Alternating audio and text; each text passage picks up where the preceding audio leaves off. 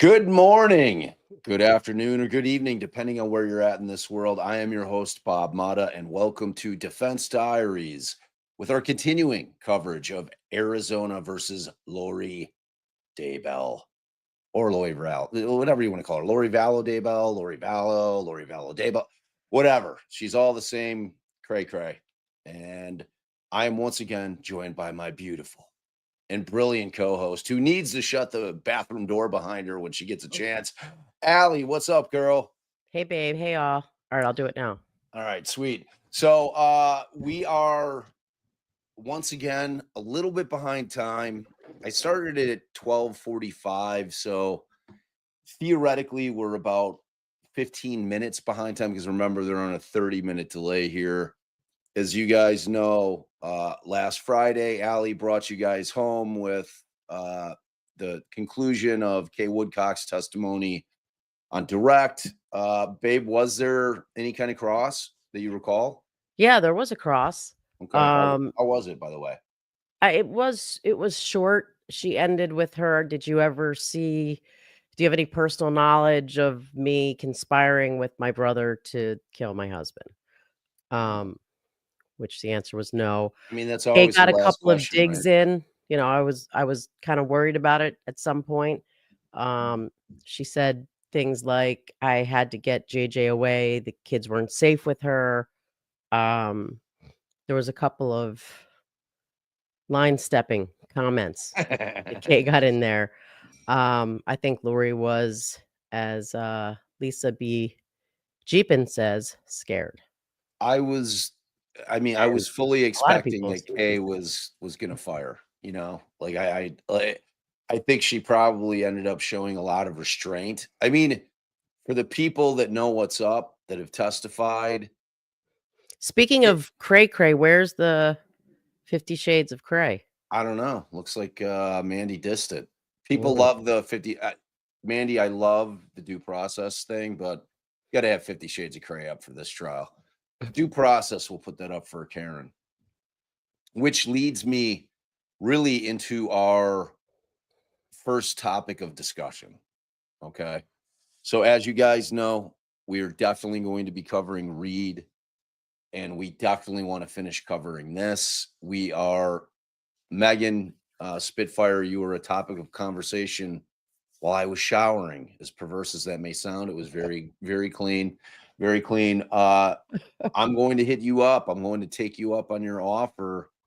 I don't really want to be without Allie during the Reed trial. Now we have a 3-hour gap, okay, because we have the difference between a left coast and an east coast or right coast trial. So Reed for us starts very early, 8 o'clock, 8 Central, whereas these Lori Vallow trial days have not started until noon.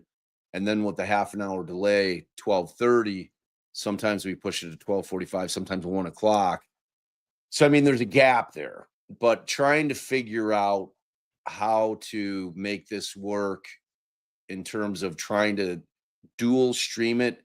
Number one, we can't do it on YouTube. There's no way like Allie could continue on with Vallow and I'm doing Not live. not I live. I still think that I should record it live, on, like, the lunch break, and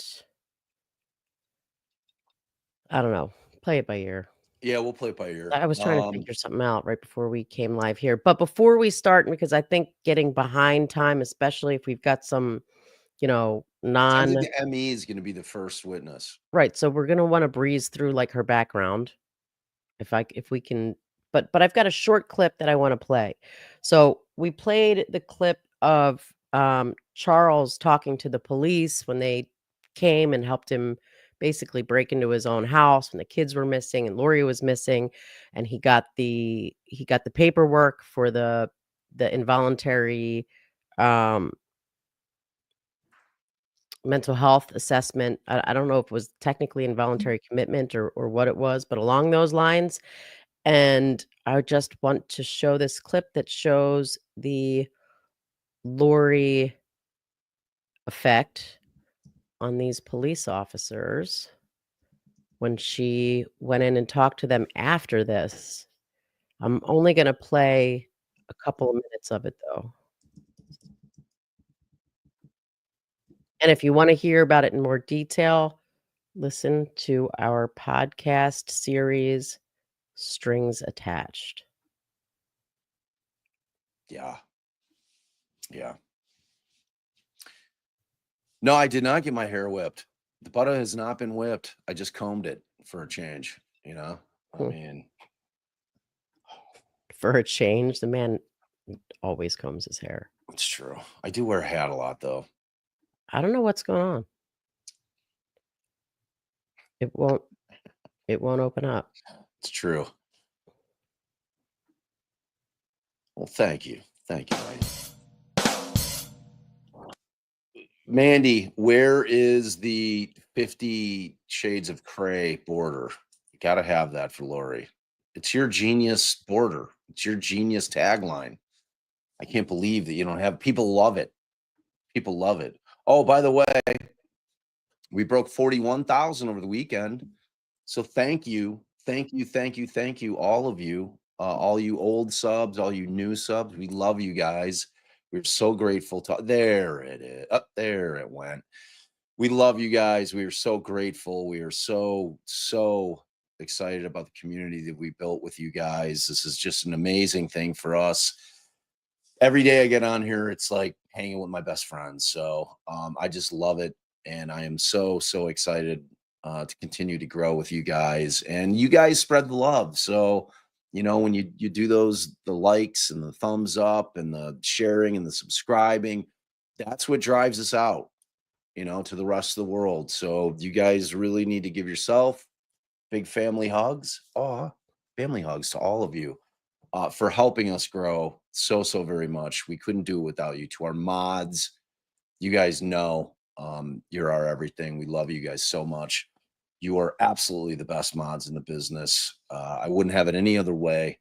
And I am just eternally grateful to all of you, both subs, just straight up viewers who pop in and then decide, hey, I don't really like these guys. We're going to go somewhere else. And then, of course, our mods. All of you matter. You guys are all amazing. And we just think that you're fabulous. So thank you, thank you, thank you a million times over. Oh, that is amazing. We love Peter, and we're so glad that you're hanging with us. We think he's just the bee's knees. So The bee's knees. bee's knees, the bee's knees. So we're Wow. very excited to have any of Peter's people over here because we think we give you pretty good content. We're different, we're a married couple, so you get to see all our bickering. It's fun. It's good, clean fun, right, babe? Yep. Sorry, I was trying to boot this up. I was trying to figure out if there was one where Lori and Tylee weren't like blurred out, but we're just going to go with this one. And yes, we are obviously so glad to welcome any of Peter's Well, welcome, V. viewers. Oakley. Oh, Jamie Z, welcome. We love it. Welcome.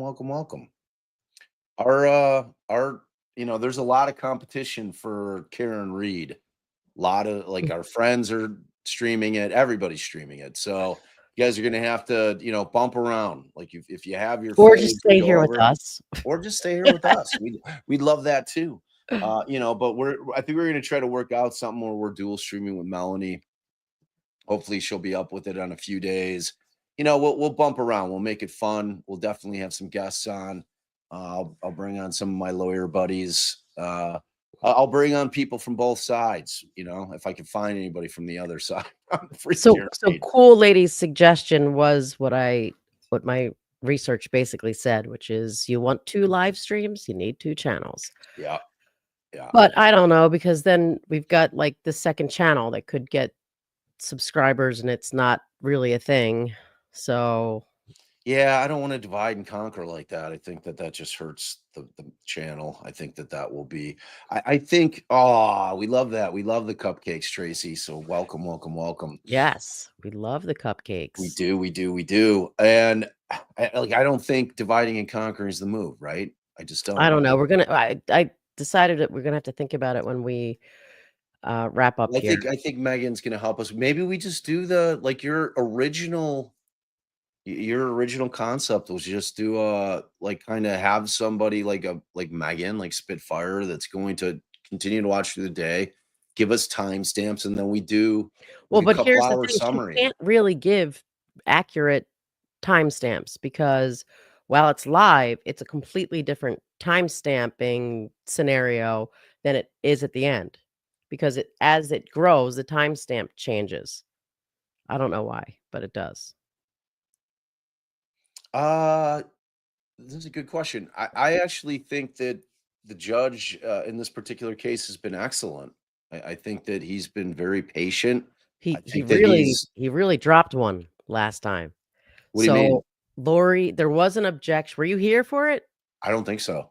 So, Lori tried to bring up religion and ask the last girl in the I got my little list right here.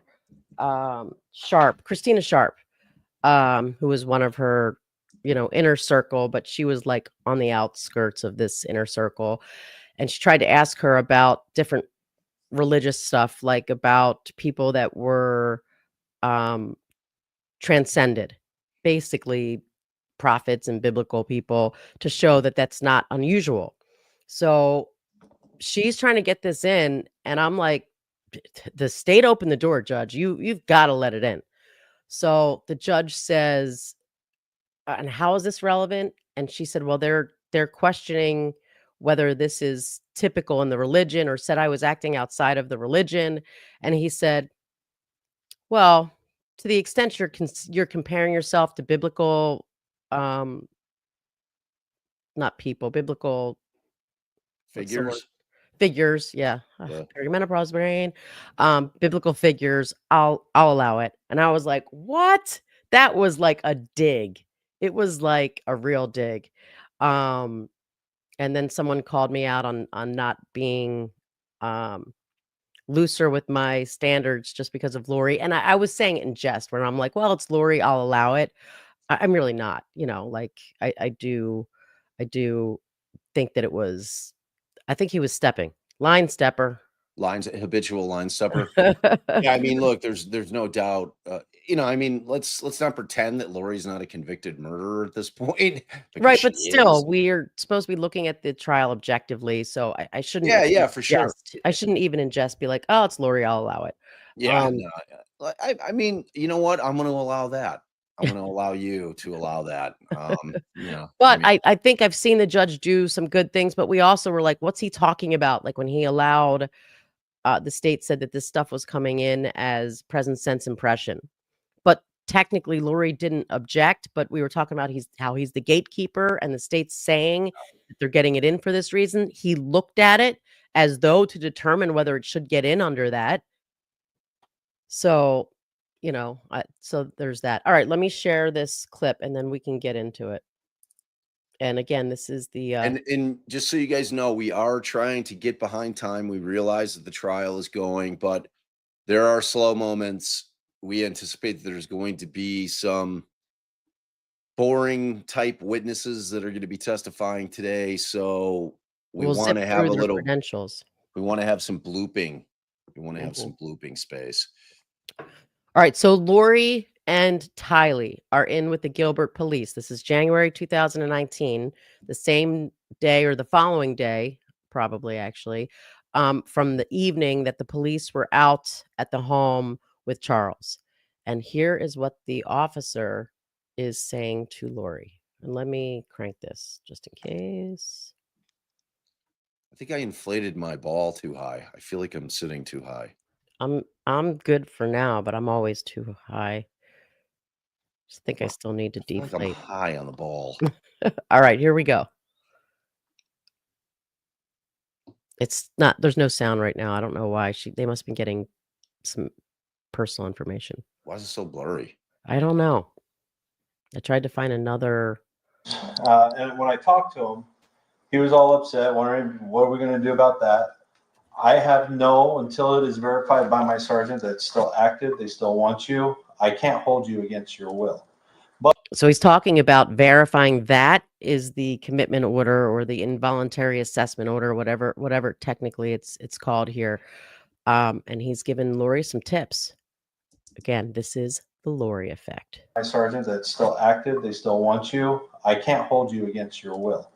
But if it's verified by my sergeant, which she says could take a little while, then if it is verified, then I have to take you to Community Bridges. It's a mental health behavior place to get looked at. But while it's being verified, I have no right to keep you and hold you, just so you're aware.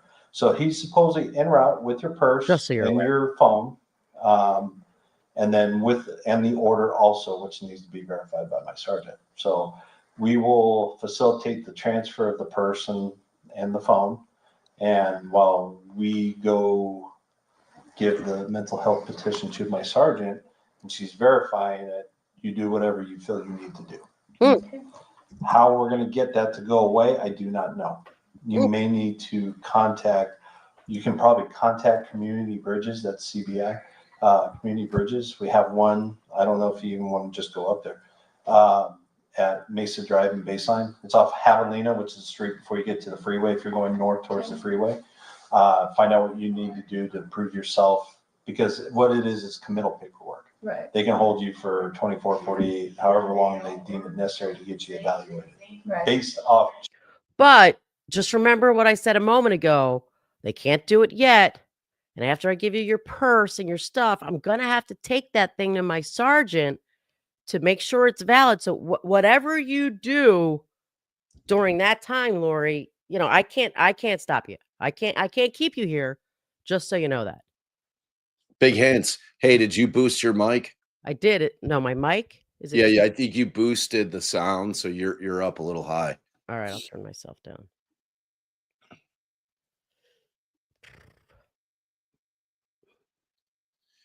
Yeah, we're building in bloop time here, killing some time watching these videos. And we've only got another 2 minutes of this one. It's the Lori effect. Just what your husband said. Says. Yeah. Wow. So the doctors play it Sorry. safe. I just think it's funny because he's trying to tell everyone. Just let him Right. So, Because I'm really the one that did something wrong. but no, here's the thing is I don't know, and I'm not going to take sides. Right, no, but I just don't know. talking to you, I mean, I don't see you being a danger to yourself or anybody else. You get your kids to school. Oh, Right.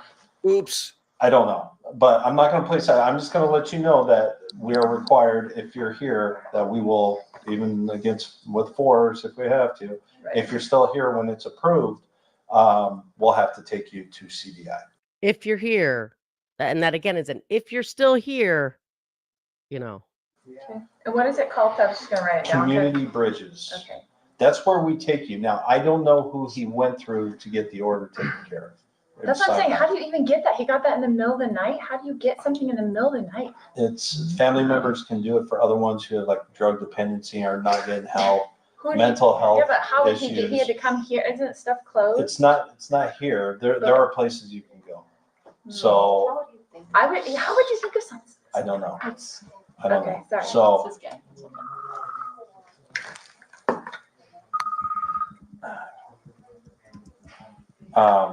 It's called Community Bridges. Is that what you Yeah. said? I'm just gonna write it down.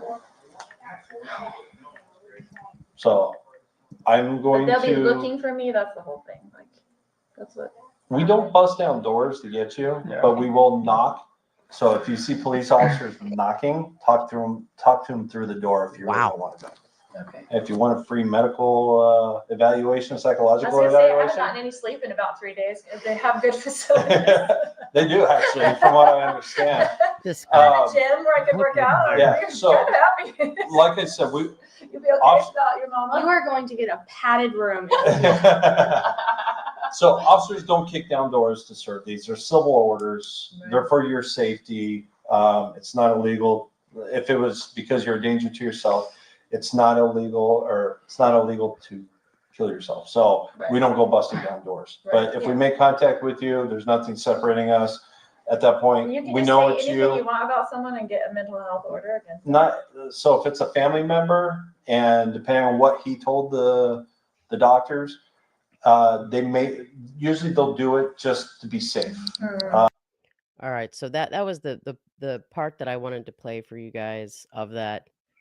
It's Lori doing her Svengali shit. It's You Lori know? doing her Svengali shit, and this cop is, I mean, he told her, I don't know how many times, like, if you, we're gonna, but at least he's like, you can stay. I'm gonna give you your phone and like your belongings, but then I'm gonna leave, and it's gonna take a little bit.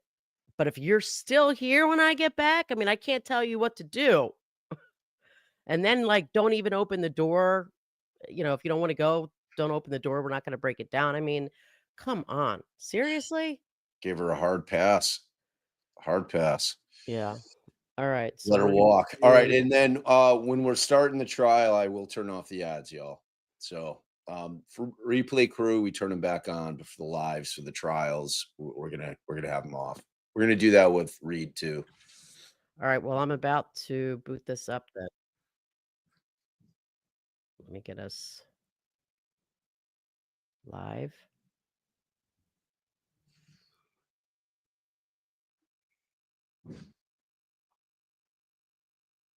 Let me All boost right. it. Ads are off. All right.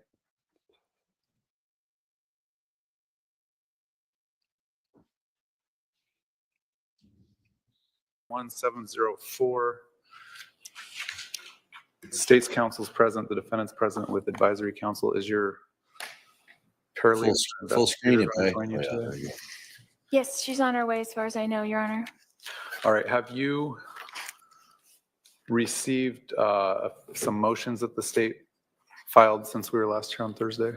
I just did this morning, actually. Let's make sure you have them all. So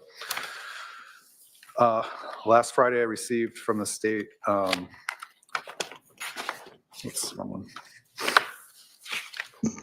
It was an email sent from the state to my judicial assistant, copied on the email where the advisory councils,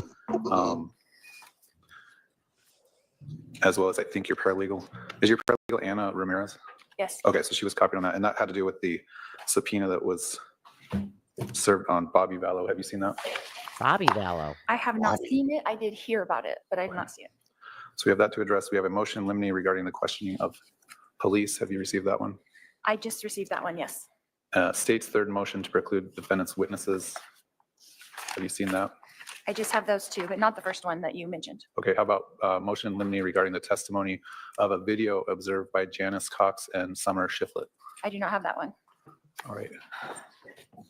Do you have does advisory council have a copy of that one? No, Judge. Here's a copy. Okay. Are any of these issues something I need to deal with for this morning between 10 and noon? Judge, the only thing is I would like to have, at the very least, those subpoenas that have been filed sealed, since they are in violation right now of victims' rights. It is, in addition to the one on Robert Bobby Vallow, which other one? The state sent an updated, we also, Brandon Boudreau is not a victim in this case, but he is a victim in the CR 2022, and his subpoena was also filed with the clerk's All right, office. it's ordered sealing those two subpoenas. Are there the issue regarding the questioning of police or detectives about why there wasn't an arrest immediately or why it took a while for the case to be charged. Is that something it's gonna come up this morning? No. Okay, let's deal with, I want to give you a chance to make sure you read all these, and so that's something maybe we can deal with at about 1:15 today, or So it seems they're talking about Lori trying to imply that, there was no charges for so long because they deemed it Wait a second here. self-defense. Are you saying dude from the Jersey Shore, one of those dudes is now a judge? Yeah, I'm impressed. Color me impressed. Did not see that one coming. Is that who the situation? He was the situation. He was one of the dudes from I have no Jersey clue. Shore. I couldn't tell you. Come on, we watched that together. It was No, hilarious. Never, What? never watched that. Yeah, that was like me watching your entire childhood. No, you watched that. You watched without me. I think I've like heard people say how they used to say Wait, he's a convicted felon? What? gym, sex, repeat, something like that. Yeah, like no, it was somebody will know. It was something like that. Jim GTL, yeah. It was Jim something laundry. Jim Jim Tan Tan Laundry. Laundry, right? Brooklyn said it. That's Everyone's saying hilarious. it now. All right, sorry for the I was on tangent. the South Jersey Shore. That was the North Jersey Shore. So not my childhood. Thank you Well, very whatever. much. Yeah, semantics. No. All right. So anyway, turning back to what I was saying about this, there seems they're talking about that whole, implying that the police first initially ruled it self-defense. Oh, this judge looks a little bit like Mike the He does kind of like Uh-huh. he looks like an older version. I guess you did watch it. I have. All right. So let's go. moving on. later this afternoon. But do we have our jury? My staff is out there. I know one juror was running late. It's a big difference being a talent show judge from a Why don't we judicial do that? judge. I think we're going to have to wait a few minutes to see if this juror is going to.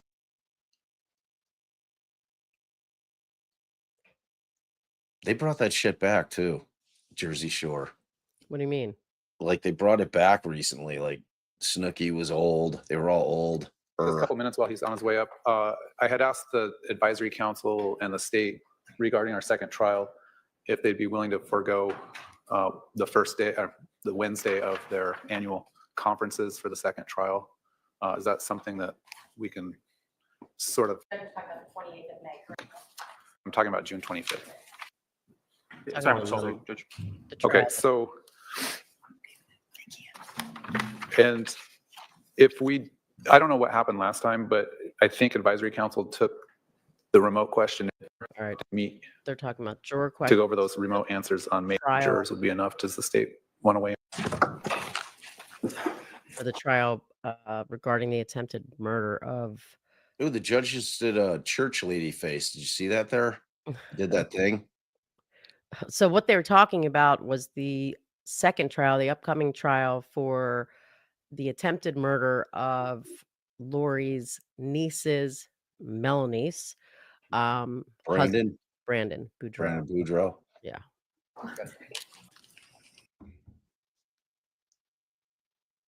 All right, sir, come on up. Turn in. To my left. All right, here we go. Let's see if Mandy's got that banner ready. The ticker. Good morning. Please introduce yourself to the jury. Hi, my name is Derek Baumgartner. I am a medical examiner at the Maricopa County Medical Examiner's Office. What do you do there? So I perform autopsies. I determine. My plan is to breeze through his background unless anybody objects, which I'd be surprised, but Lab management and regulation. It was. You told us that were photographs taken sort of throughout the process of your autopsy, correct? Correct. And if I can have my paralegal bring up to the witness 152 through 179 that have previously been shown to defendant.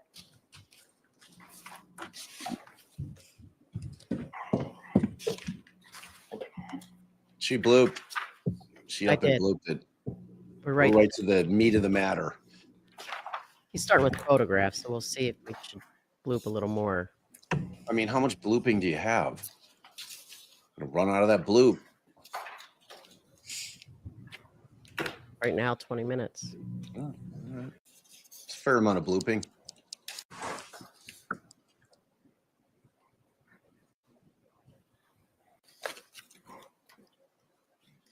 Doctor, do you recognize those exhibits 152 through 179?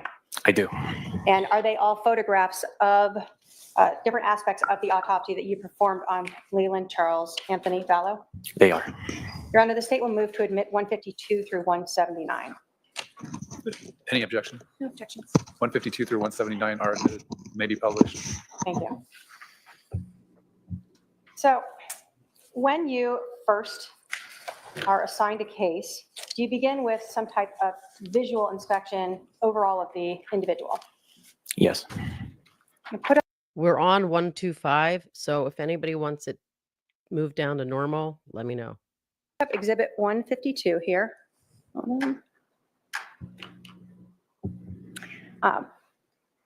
In every autopsy is a photo like this taken.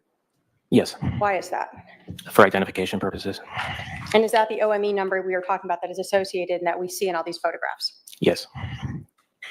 When you were first beginning this autopsy, do you take measurements of the height and weight of Charles Vallow? Yes. In this case, did you note those in your report? I did.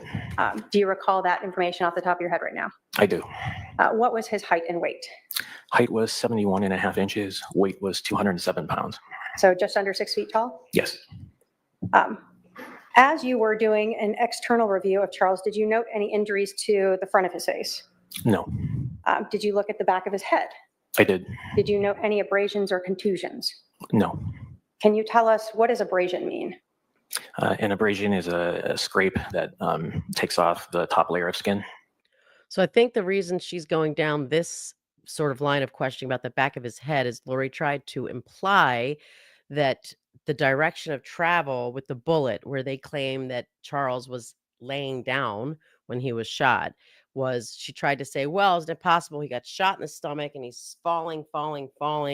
So he's 6 foot tall. He's crashing down. I'm assuming she's going to get at, did you expect to see either a bruise or an abrasion, Some kind of blunt contusion? force trauma. Right. And a contusion? It's otherwise known as a bruise. It's a breaking of blood vessels that causes blood to pool underneath the skin and in the soft tissues. So if we have seen photos of Charles Vallow laying supine on the floor of the residence,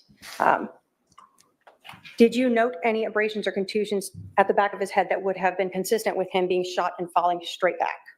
No.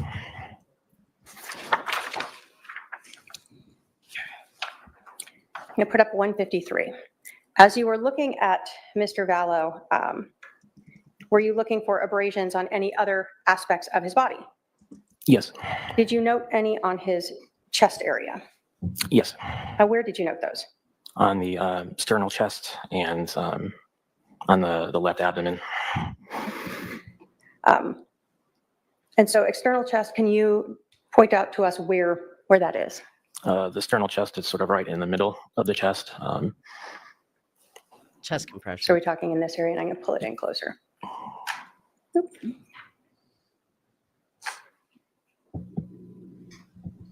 So if we see this wound here, where are we talking in relation to that? So surrounding the defect. Okay. Were you able to make any determinations as to whether those contusions or those abrasions actually were made at or near the time of his death? Yes. Okay. And what was your conclusion? That they were perimortem or just around the time of death. That doesn't help pinpoint a time. Perimortem What or Some photographs of Mr. Vallow's hands. Do you look to an individual's hands to see if there are any injuries on those? Yes. Yes, we do. Standard for your autopsy procedure. Yes. Pull this back out again. What do we see here in Exhibit 155? Looks to be one of Mr. Vallow's hands. And as we look at 156 and 157, would that be consistent then with his right hand? Yes. And did you note any abrasions to his right hand? Not that I recall. 159, 158. Did you note a little bit of abrasion on his left hand Yes, I did. and a little bit more here on his fingers? Yes. On this hand that we see in 160, did you note any blood transfer onto his left hand? Yes, there was apparent blood on his left hand. When you were looking at the other portions of his hands, did you note any other blood on those? No. And again, 161 and 162, other portions of his hand, no other abrasions or contusions were observed, No. and no other blood transfer on those. No. Mr. Vallow was wearing a watch at the time, correct? He was. When the medical examiner is called out to a scene, do you go out there? I do not. Is someone from your office sent out there? They are. And are police basically told, to the extent possible, do not touch the body until someone from the medical examiner arrives? Correct. So when someone arrives at the medical examiner's office, are they still wearing whatever clothes they have on? Typically, yes. And if they have any jewelry or affix on, those are typically left on them as well? Correct.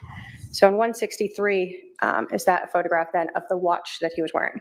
Yes. Did you note any damage to that watch, cracked face or anything like that? I did not know. Put up exhibit 154, just so it orients better. What are we seeing here? These are Mr. Vallow's lower extremities. And did you note any abrasions or contusions on his legs? Yes. Where did you note those? On both knees. Were you able to make any determination as to whether or not those occurred at or near the time of death? They appear to be perimortem as well.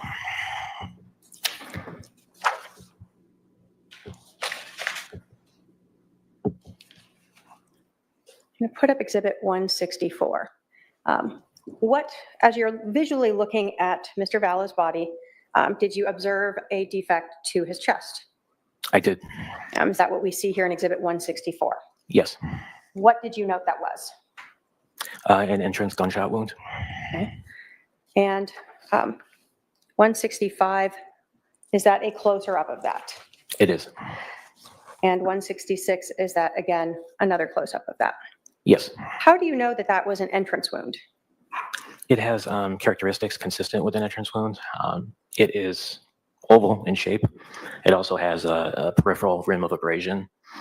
And there appears to be a punctate or small little red abrasions surrounding the wound as well. All right, so when you are looking at gunshot wounds, are you trying to always determine if it's an entrance or an exit wound? Yes. And so you're looking for things that are normal and consistent throughout all entrance wounds? Yes. And in this case, you also noted something about some red. Sorry, I just wanted to note because I saw this comment here. No, Bob Mata does not think Rick Allen is guilty. Just in case there's some mass confusion out there, we're in a parallel universe. I think people are curious as to why we haven't done the interviews yet. Yeah, I'm equally. We're gonna do them. Like there's no rush. We're Like, trying to get a special guest. We're gonna make it work. Everybody's been doing them. Everybody's been doing them. Trust me, we're 100% doing them. There's no All right. question about that.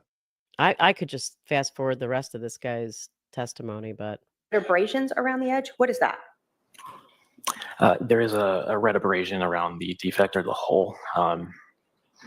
And it's a little bit eccentric. And if you think of it as a clock face from about the 8 o'clock to 12 o'clock positions, that indicates that the projectile was coming in at an angle, and it kind of scrapes away the skin as it enters. There are also abrasions on the opposite side. They are much smaller and look almost like pinpricks. we're hearing his mouth. That could be consistent with what's known as stippling, which is when gunpowder strikes the skin after a gun is fired. Can you tell us, A lot of when you're mouth looking goes. at an entrance wound like this and you're looking for, you said stippling, what is soot versus stippling? Soot is combusted gunpowder, so it's like a black powder. while stippling is caused by, as I mentioned, partially burned or unburned gunpowder that hits the skin. Does it basically burn the skin when it hits it? It could, but it's typically, it causes an abrasion, which is just a scraping away of the skin because it's hitting the skin at such a high velocity. Okay. When you are looking then at this entrance wound that we see in 166 that was in the chest, you noticed what appeared to be consistent with stippling. In your report, did you use the word stippling? Do you recall? I typically don't. I don't think I did in this case. Did you describe what you saw Yes, and photograph it? yes. Okay. When you are looking at the presence of stippling, does that give you any insight into the distance from the muzzle to the gunshot wound? It does. And can you tell us what that tells you about the distance between the muzzle and the gunshot wound? Typically, a gun needs to be test fired to determine the exact sort of range that it will impart stippling to the skin. But if you look at textbooks, for a handgun, typically the range is, an inch to up to 4 or 5 feet. Okay. The closer that the gun muzzle is to the person, does that increase the amount of stippling that you would observe?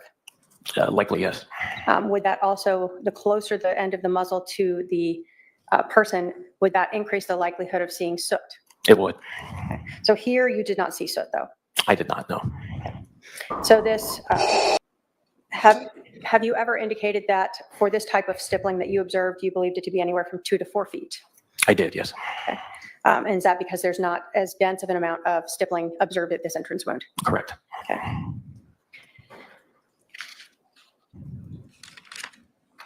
Now, did you recover a projectile from this wound? I did not. So there was an exit wound associated with that, Yes. showing you 167. Where was the exit wound associated with this gunshot wound to the chest? So it's on the thoracic back, which is like the middle of the back. I'm going to put 168 up. Is that a closer up of that exit wound? Yes. Okay. And put up 169. Is that again closer of this? It is. How are you able to determine that that's an exit wound? It has characteristics of an exit wound. Typically, exit wounds are not round like entrance wounds. They will sometimes be slit-like, as it is in this case, and typically they're a little bit larger than the entrance wound. Now, when you are documenting injuries, do you measure the distance from the head to the entrance wound as well as the head to the...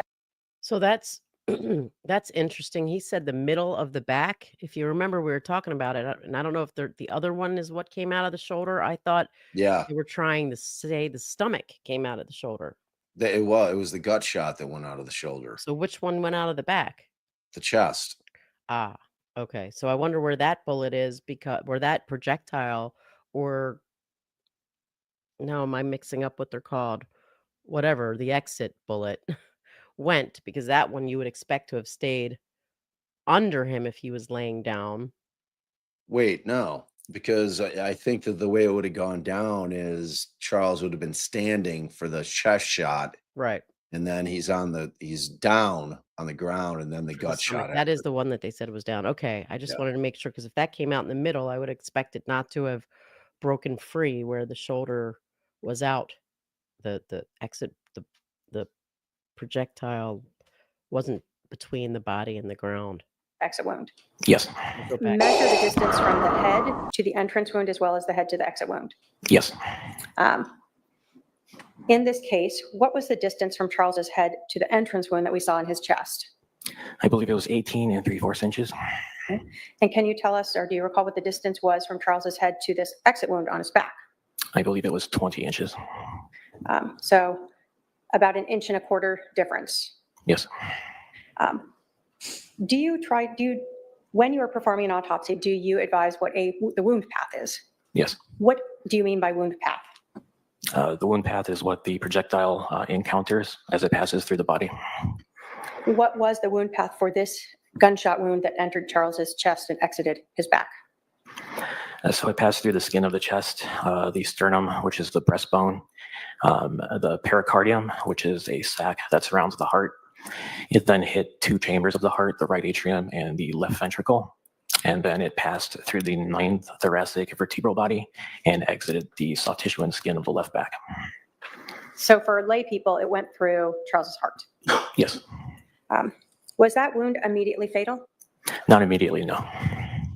Could Charles have lived for some period of time after this? Objection, call for A speculation. short period of time, but yes. Are you able to say when someone is struck in the heart, could they live from seconds up to minutes? Seconds up to a very few minutes, yes. Up to, have you testified previously, or, objection. indicated previously in an interview that it could be up to maybe 2 minutes? Yes, When a person is shot in the heart such as this, could Charles have still spoken for that time period? yes, Could he have moved after that bullet went through his heart? he could have, yes.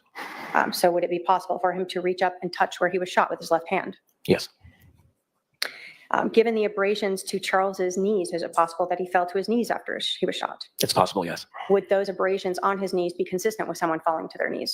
Yes,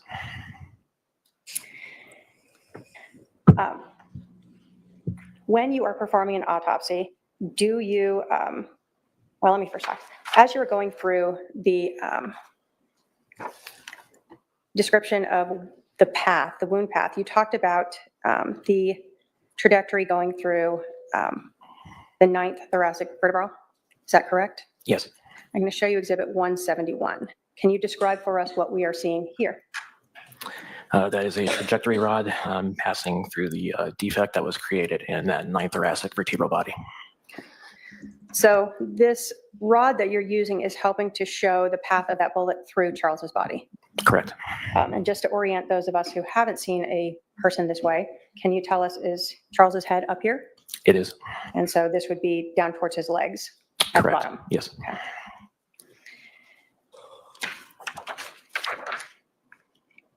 When you are talking about the injuries to an individual, do you also determine the trajectory of that bullet through the individual? I do, yes. So for this wound to Charles's chest that exited his back, what was the trajectory? It was front to back, right to left, and slightly downward. How are you determining that trajectory? Is there a modem that you use that's standard for all autopsies? Yes, through measurements of the entrance wound and exit wound, and then also observing what organs and tissue have damage. You. Exhibit 164, you're looking at this entrance wound here, correct?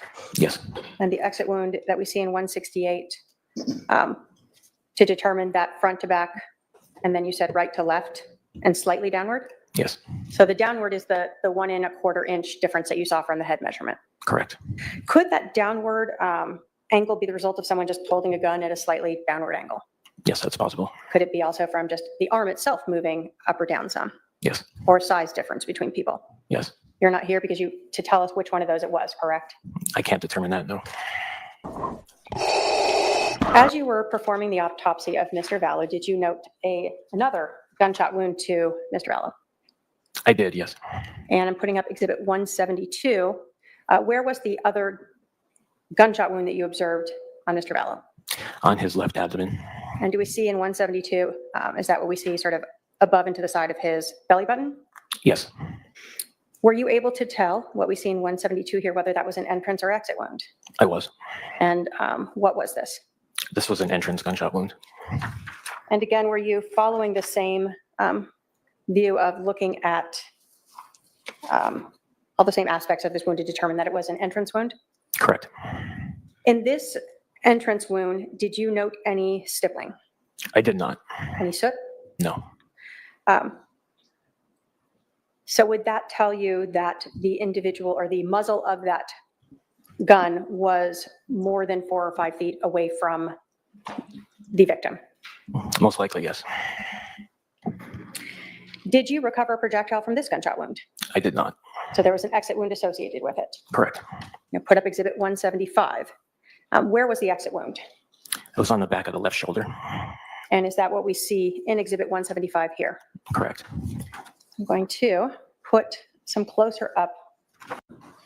Bit atypical. It has characteristics of a supported or a shored exit wound. What is a shored exit wound? A short exit wound occurs when the body is pressed up against a firm surface while the bullet is exiting the skin. Does that cause sort of this different tearing that we see going on here in that exit wound? It does. Is the state going to get ahead of If the person was, for bamboo instance, shirt? laying on the floor. Yeah. So Bob's asking about the bamboo shirt because there is when you like Google it, it does say from like clothing or a hard surface. And Lori pressed that. Yeah, it's got to be like sausage casing tight, though. I don't. To me, that makes no sense because if it's that tight, couldn't it just go right through it? Well, not if it's depending on what kind of fabric it is. Right. Well, bamboo, huh? Well, let's see. Is it? But I don't think it was sausage casing tight, though. I doubt it. He I doesn't doubt look like a sausage casing type of wearing guy. It does. If a person was, for instance, laying on the floor when they were shot, would you expect to see a short exit wound in that situation? I would.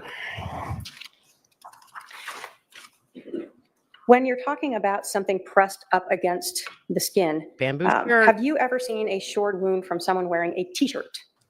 I have not. Have you seen other short wounds in your experience? I have, yes. Approximately how many have you seen in your years of working? I mean, they're relatively rare, so maybe less than 50. Whoa. When you were looking at this exit wound on Charles Vallow's left shoulder, was the injury itself what you would call sort of a typical short wound? This is textbook worthy. Now, just like the other wound, did you determine the wound path for this gunshot wound that entered Charles Vallow's abdomen and exited his left shoulder? Yes. What was the wound path for this shot? So the bullet passed through the skin and soft tissues of the left abdomen. It then hit the left lung. It then hit the back part of the left fourth rib, and then exited the soft tissue and skin of the left shoulder. So to be clear, the left fourth rib, is that in the front of him or his back? Where is that located? In this case, it struck the posterior or the back part of the left fourth rib. Is that sort of in the location where we see the exit wound right there?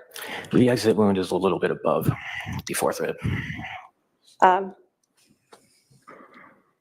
She gone. You talked about sort of the soft tissue. So when this bullet was exiting, did it sort of hit both the rib and the connective tissue between the ribs? Yes. Did you also measure the distance from Charles's head to the entrance wound on the abdomen? I did. What was that distance? I believe it was 27 inches. And did you measure the distance from the top of Charles's head to the exit wound on his left shoulder? I did. What was that? I believe it was 14 inches. So the prior shot had a 1 1/4 inch difference. Was this one 13 inches? Yes, So more than a foot difference between the entrance and exit. correct. Did you determine the trajectory for this wound? I did. What was that trajectory? In this case, it was front to back, right to left, and upward. Did you also use trajectory rods in this wound to help better describe that trajectory? I did. Put up Exhibit 179. Luke. So the placard with the case number is positioned towards the head, and then the opposite is positioned towards the feet. When you perform an autopsy, how do you open up the individual? It's called a thoracoabdominal incision. You've probably seen it on TV as the Y incision. So what we see here, is that sort of the abdomen of Mr. Vallow? Yes, And what we see here, is that his back? yes, And is this the spine? yes. So does this reflect then the entrance being down at this portion of the body and the exit in that up Yeah, we left get it. shoulder? So in this case, were both gunshot wounds front to back? They were. Were both gunshot wounds Asked right to and left? answered. Yes, Asked and The answered. gunshot wound to Charles's chest was slightly downward, correct. Asked and answered. and the gunshot wound to Charles's abdomen was upward. Yes, So for those of you who are not with us before, I'm just doing that because when Lori tries to do that at the end, when she's like, all right, I'm just going to kind of summarize everything we just said and quick cessation, questions. And I'm like, the prosecution does that all the time. And she objected every time and the judge sustained it every time. So I'm just noting that here. Well done.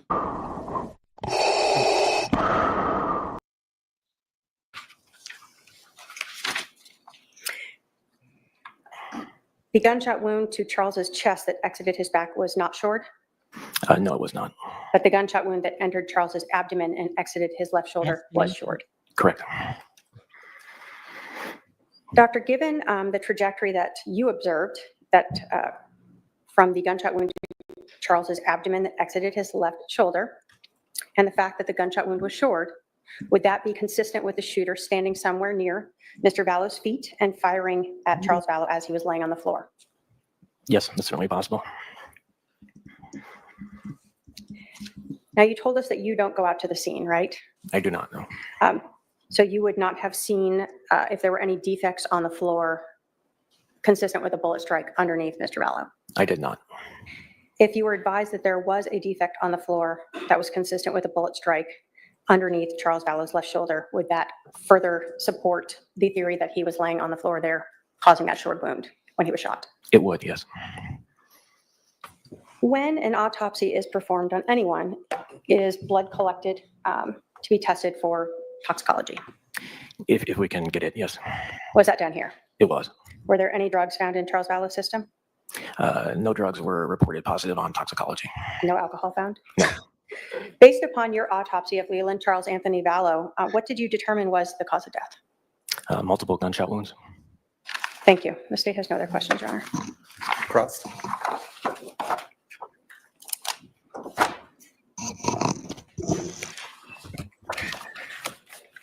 Oh, this should be good. Mr. Emmy, do you know anything about bamboo shirts? I put it down to normal. Dr. Baumgartner, you did a toxicology report in this case? I sent blood for toxicology, yes.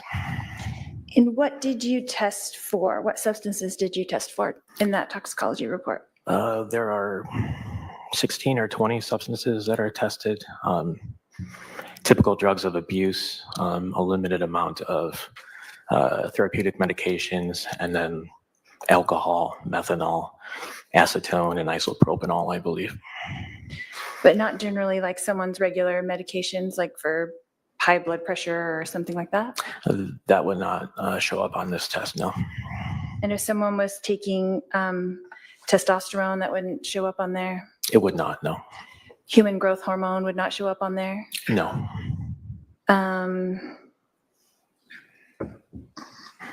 So just basically the substances that you mentioned Yes. are typically. So I don't know if we've got Spitfire in here, but what I've heard is that there's like kind of a typical voice for Mormon men and women in a sense. So I don't know if it's Lori definitely uses a different voice with men. I don't know if that's the one she's using now or if if that's the I just want to know what voice she's going to use when she asks him if he would like to try her green chili chicken enchiladas. That's all I want to know. Sir, would you like to try my green chili chicken enchiladas? They're delicious.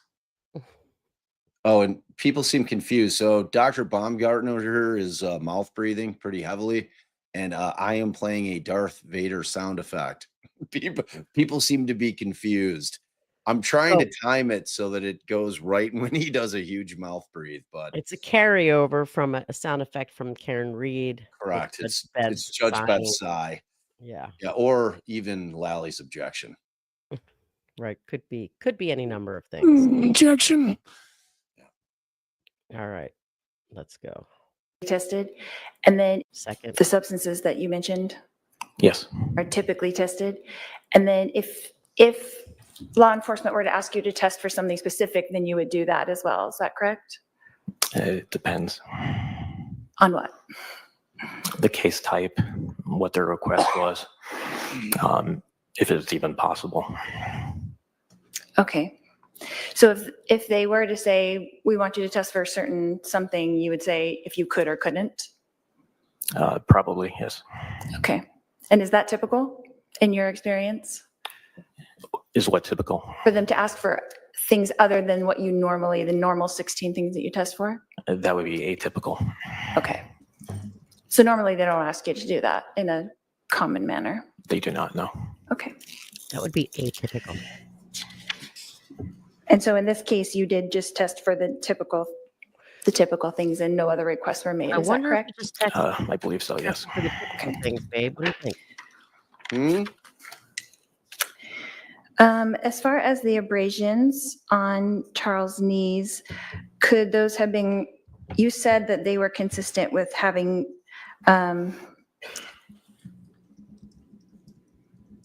been close to the time of death, is that correct? They had that general appearance, yes. And so those abrasions could have been caused by a scuffle before he was shot, is that correct? Yes, And not necessarily falling forward onto his knees. correct. And then the abrasions on his hands as well, What about them? that they could have been caused from a scuffle beforehand. Yes. Okay.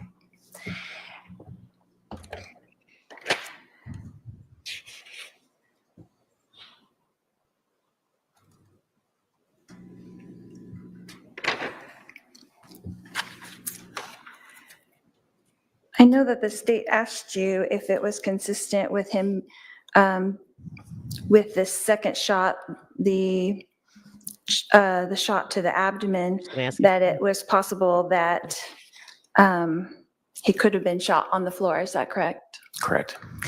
But would it also be possible that he could have been falling when that shot happened as well? And then hit the floor? Not really. If he was falling and still passing through air, not yet having hit the ground, that would not have caused a short wound. So if he had hit the ground and bounced on the ground from the first shot, as the second shot was traveling, that could not be possible that he hit the ground when that shot was exiting the shoulder? He would have had to have been on a firm surface to create that short wound.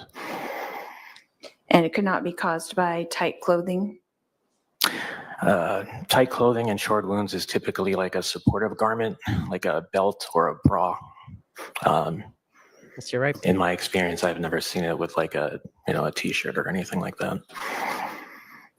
Are you familiar with bamboo clothing? I am not, no.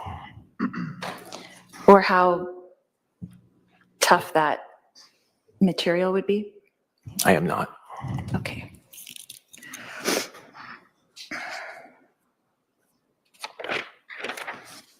That's all I have, Your Honor. Are you familiar with my green chili chicken enchiladas, though? Doctor, if clothing like a t-shirt, bamboo, or whatever they're made of would have caused a short wound, would you have expected to see the short wound also to the other exit? Certainly if both exits were covered with that shirt, yes. So if That's just the end right person is there. wearing a t-shirt that covered his back and shoulder, Yes. then if that type of fabric somehow was restrictive enough or tight enough or stiff enough to cause that pressure, then it would have caused a short wound to both exits. I would expect that, yes. But you didn't see that here. No, That's it. Only one short wound. correct. The other exit, Oh, boy. Not at all. Asked and answered. No. you were asked a lot about different drugs. Was there anything about Mr. Vallow's autopsy that indicated that his cause of death was anything other than the result of multiple gunshot wounds? No. Thank you. No other questions? Are there any questions for this witness from a member of the jury? I do see at least one question. Ooh. Jury question. Bloop, bloop. Bloop, bloop, bloop. Looping. Whoop.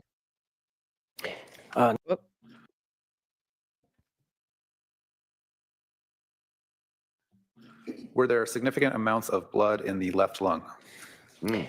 Whoa, someone in the chat asked about blood in the lungs. Boom. Wow. You got the Sorry. best chat in the land. Smartest.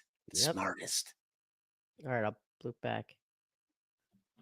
Were there significant amounts of blood in the left lung? Not the left lung itself, but the left chest cavity. Does that suggest the heart was still beating during the second wound or the second shot? The heart could have been beating at that point. It's also possible that the heart was still and contained blood, and that blood just spilled into the left chest cavity. Was there blood in the throat or mouth? There was not. Any other juror questions? Ooh. Not seeing any. All right, chat. Tell me why that question followed that, but why would we see it in the is that a sort of pro-defense question or pro-prosecution question? What would it mean if there was blood in the throat or mouth? Is that what was that the question? In the lungs. No, after the lungs, the second one, the last one. Oh. I Yeah, get the first one he followed up with, well, wouldn't that suggest that the heart was still beating? And you gotta maybe yes, maybe no. All right. Yeah, we all think she's guilty. Kathy, I don't think anybody thinks that Lori's not guilty. But I mean, the conspiracy is going to be hard. It's going to be It is a tough charge. It is a tough charge without some kind of definitive evidence that she was in agreement with her brother to do this. I mean, and that's like they're going to end with I expect the text messages about Nephi. I mean, yeah, it's got to be the strongest evidence they got to end with. All right. Follow up from the defense based on that jury question No, Your Honor. from the state. You were asked about the All right, I'll throw a poll blood up. potentially in the lung I'll do a versus poll. the cavity. When someone is struck in the heart through the different locations that you saw in Mr. Vallow, where do you expect the blood to go after that gunshot wound? The left chest cavity. And you talked about that the heart could have been beating at that time, or the blood could have spilled into the cavity. Can you explain that a little more?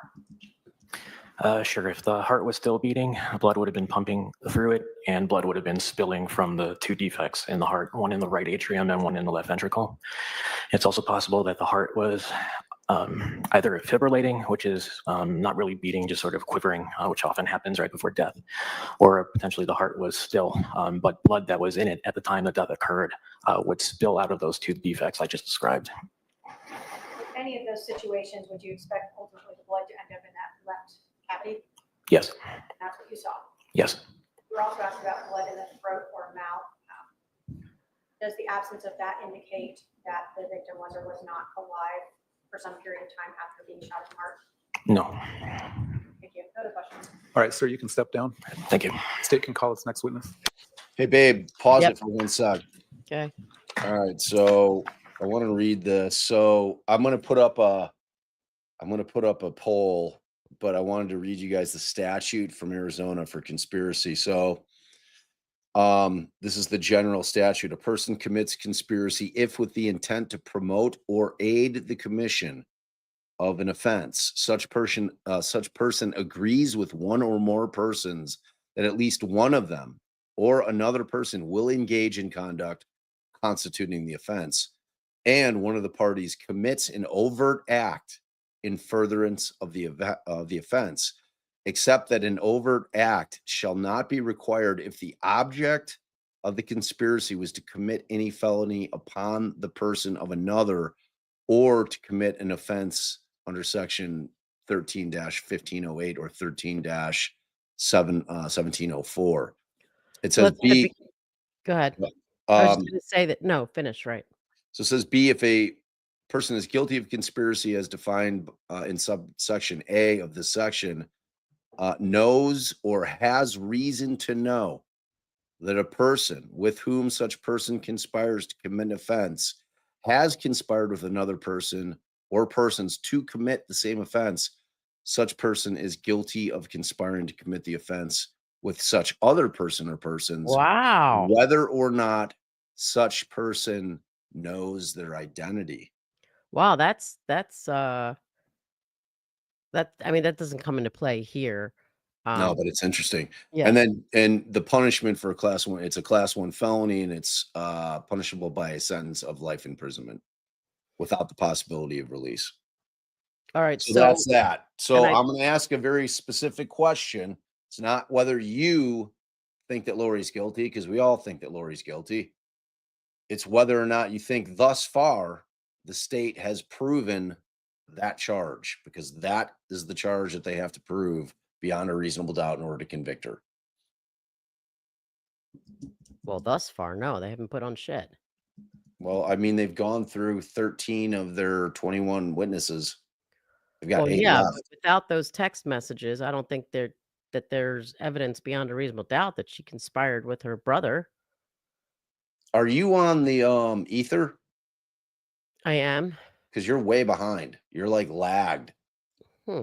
It's weird. Are you guys seeing Allie lagged? Like she's behind time. Her voice isn't matching up with the image. All right, maybe it's just me. All right, because if so, then I'll like refresh myself or something. And then yeah, an overt act you wouldn't need here because obviously this would be conspiring for an offense against a person, meaning to unalive him, or if it was to assault him, an offense against the actual body of a person. Allie seems fine. It's just you, babe. All right, good. I want it that way. Oh, I know. Never mind. I'm an idiot. I'm on YouTube. So I'm not in the StreamYard, so there is a never mind. Oh, well, That was tech on wizardry. StreamYard, 'cause that's weird. Because how are your comments timely? No. I have to go on to YouTube to create Create poll. the poll. All right.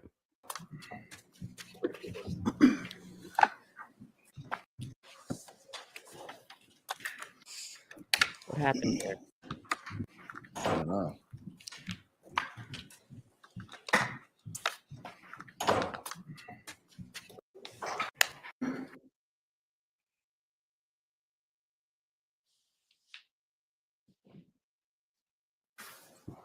All right, sir, come on up. You're going to stand right in front here. Come on. Do solemnly swear that Court reporter and have Bloop, bloop. Would you please introduce yourself to the jury? My name is Mark Sari. I'm a special agent with the Social Security Administration Office Inspector General. Social Security Administration. What do you do? So I investigate crimes and allegations of fraud, waste, and abuse within Social Security. How long have you worked for Social Security? Approximately 6 years. And as an investigator with Social Security, are you familiar with the reports that are created and kept in the normal course of business? Yes, I am. And for instance, are you familiar with sort of the meetings and processes and notices of award letters sent out by Social Security for survivor benefits? Yes, I am. What are survivor benefits? All right. So this is just him getting in the fact that she got survivor benefits. I'll skip past him explaining them. So it's a benefit called mother, child, and care benefits. So for example, if a mother is married to her father at the time of his death, she would receive called a mother, child, and care benefit. So it'd be a dual benefit for the child as well as her benefit for herself. It'd be the same dollar amount that she would receive as well. So if the parents were not married at the time that one of the parents passes away, then does the other parent get any survivor benefits? They would not. If a surviving spouse remarries, what happens to those benefits given to, say, the mother of the child? They would then cease upon that marriage. Would the child still get benefits? They would. All right. So that kind of defeats the whole purpose because she got married very, very quickly after Charles's death. But they're pointing out that JJ would still get the benefits.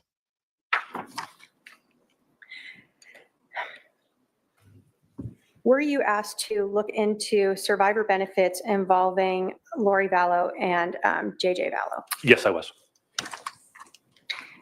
In your investigation, did you also become aware of benefits being provided to another child of Lori Vallow, Tylee Ryan? Yes. During your investigation, did you learn that starting in June of 2018, Tylee Ryan was receiving survivor benefits from Social Security for the death of her father. Yes. In 2019, how much was Tylee Ryan receiving? We have approximately $1,859 per month. Wow, I'm surprised they're able to get this in. I mean, what Tylee was getting is not relevant. We're not talking about, not here, because we're not talking about Tylee passing. And now they're bringing in the fact that Tylee's father died and she's collecting these benefits. I'm surprised there's not an objection here. Are you? Well, I guess not. From who, but- Lori? Yeah. She has no clue. Is there a representative payee for a child who is receiving Social Security benefits as survivor? Yes, there is. What is a representative payee? So based upon a child being a minor, we would appoint a called representative payee. So that person would be the payee on behalf of that child. So they would have a bank account and they pay money from us on behalf of that child to pay for shelter, clothes, money, that sort of thing, clothes, food, that sort of thing. So in the case of Tylee Ryan, was Lori Vallow the representative payee for Tylee Ryan? She was. And is in general, those benefits you said are put into a bank account that can be held by both the child and the payee? Correct. Now, if Lori Vallow was married in June of 2018 to someone else, not Tylee's father, would she still receive that mother of survivor benefits? She would not. Okay. How does a person go about applying for survivor benefits from Social Security? So upon the passing of the recipient, say a father, they would have to go into the office or apply online, then have an appointment to confirm the details for that survivor receiving benefits on behalf of that decedent. Okay. And so that's the normal course of business, is to have someone come in eventually and speak with someone about verifying different important aspects to consider when determining whether or not to provide survivor benefits. Correct. During your investigation, did you become aware of Lori Vallow going to an appointment with someone from Social Security Administration related to JJ? Yes. When was that? On or about August 12th, 2019. During that Month and meeting, day after. did Lori Vallow have to answer questions relating to her relationship with Charles Vallow? Yes.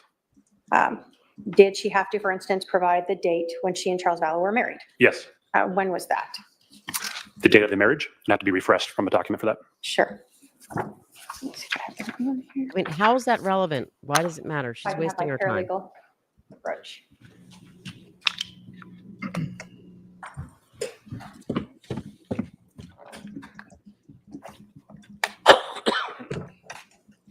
This is all hearsay. Even if they're the It document. would be on February 24th, 2006. And you can look that way. Thank you. During that meeting on August 12th of 2019, was Lori Vallow questioned about whether or not she and Charles Vallow were living together at the time of his death? She was. And what did Lori Vallow tell Social Security on August 12th of 2019 about whether or not she and Charles Vallow were still living together at the time of his death? She confirmed they were living together at the time of his death. Ooh, Lori. Is that important in trying to determine survivor benefits? It definitely helps the agencies determine if benefits are entitled to the recipient, correct? Now, as part of your job, sort of working for the Office of Investigations for Social Security, did you become involved in looking at these benefits that were awarded to Lori Vallow and to JJ Vallow as a result of the death of Leland Charles Vallow? Yes. You told us you were familiar with the notice of award letters that Social Security sends out. Yes. And are those letters created in the normal course of business? Yes. And are they created at or near the time when that person goes in to make that appointment and a decision is made to provide those survivor benefits? Yes, correct. If I can have my paralegal approach with 213 and 214?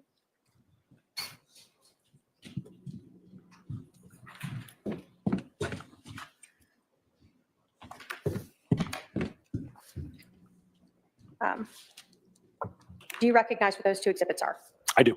And are those the notice of award letter sent to Lori Vallow regarding survivor benefits for both herself and for JJ Vallow? Yes, they are. And those are the documents you talked about that were created in the normal course of business? Yes. at or near the time of that decision. Yes. Your Honor, the state will move to admit 213 and 214. Any objection?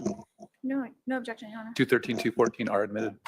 And if I can get those so I can publish them as well, Your Honor. Hold on, please. Thank you.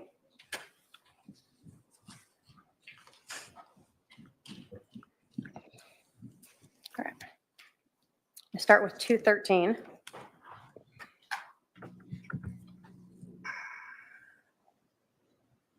Maybe autofocus there.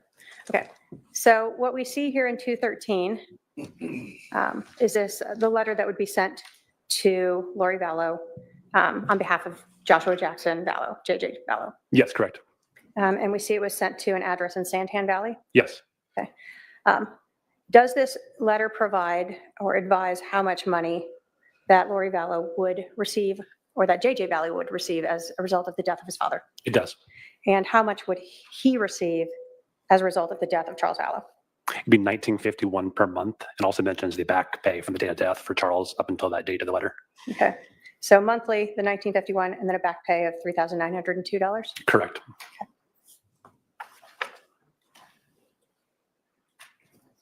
Exhibit 2014. When Ms. Vallow went in on August 12th, would that be the same, during that meeting, would they have been questioning her with regards to both JJ as well as her survivor benefits? Yes. So this letter is from that same meeting. Yes. In 214 again, this one we see that it's only addressed to Lori Vallow, but at the same 1658 East Sherry Street in Santan Valley. Yes. And how much money was Ms. Vallow set to receive as a result of the death of Charles Vallow? It would be $19.51 per month. Is that the same as what JJ was getting? Yes, it'd be mirroring the same amount that JJ was receiving. Yes, correct. So basically she's getting about $4,000 a month? Approximately, yes. Now, in these letters and the other documentation you reviewed, we see her as Lori N. Vallow, correct? Yes. In your investigation, did you ever learn whether or not Lori N. Vallow ever remarried and became Lori N. Daybell? Yes. Can you tell us in your investigation what the date of that marriage was when Lori N. Vallow became Lori N. Daybell? November 5th, 2019. And who did Lori Vallow marry? Chad Daybell. No other questions for this witness, Your Honor? Cross. Wait, why didn't she ask, which maybe I'm wrong and it didn't happen, if after she got married, she reported that marriage so that she was no longer receiving those benefits? Maybe she did. I thought she didn't, but